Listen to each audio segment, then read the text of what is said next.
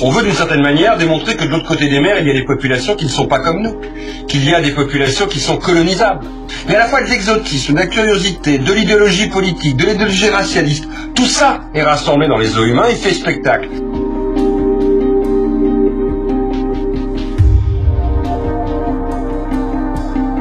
Cela a été possible à un moment parce qu'on a aussi manipulé l'opinion. C'est peut-être une des plus grosses fake news que l'histoire coloniale ait fabriquée, de faire croire qu'il existait des sauvages de l'autre côté des mers.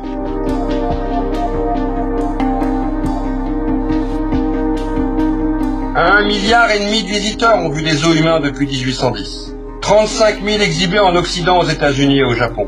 Tous les peuples de la Terre ont largement été exhibés plusieurs fois. La matrice est totalement installée et elle a fabriqué une forme de racisme populaire, de légitimité d'une certaine manière de l'entreprise coloniale. L'exhibition de 58 est presque un anachronisme. Les gens ne sont même plus dupes de ce qu'ils voient. D'ailleurs, la preuve, c'est que les Congolais vont quitter le village avant la fin de l'histoire. Ils vont partir, sur l'influence des étudiants et des intellectuels congolais qui viennent leur demander ce qu'ils font là. Le sauvage est en fait une sorte de sauvage semi-professionnel, qu'on rémunérait pour venir jouer au sauvage. Petit à petit, le public se lasse dans les années 30 progressivement. Le cinéma est beaucoup plus pourvoyeur d'imaginaire à ce moment-là. Mieux vaut aller voir Tarzan, si vous préférez, en 33 ou King Kong, au cinéma qu'aller aux zoos humains. Je dirais même que Bruxelles 58, c'est la fin de l'histoire.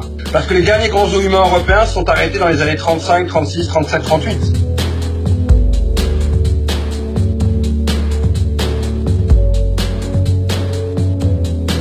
C'est très important aussi d'expliquer cette histoire sans violence et sans haine.